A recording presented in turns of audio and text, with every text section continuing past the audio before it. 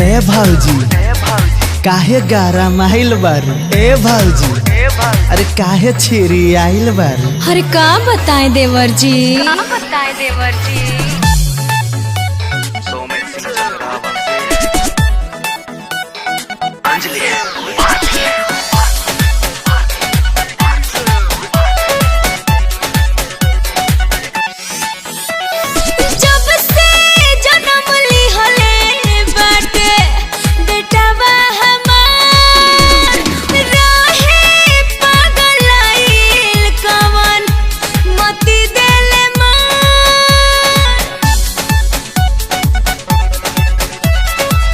अरे जाए द लइका ह ई लइका ह आज बिना टंगड़ी तोड़ले ना छोड़।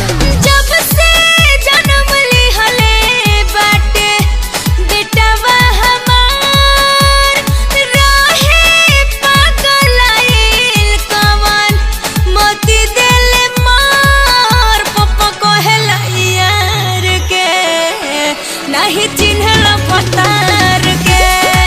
पापा कहेला यार के नहीं चिन्हला भतार के।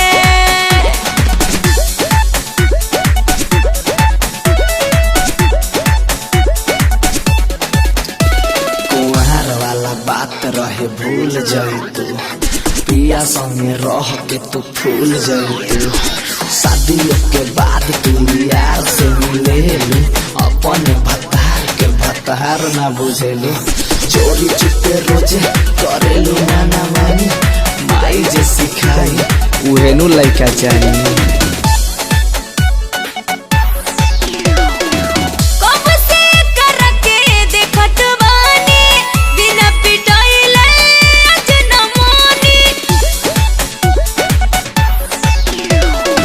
छोड़ दाए काड़ा सुधर जाई चाल हो।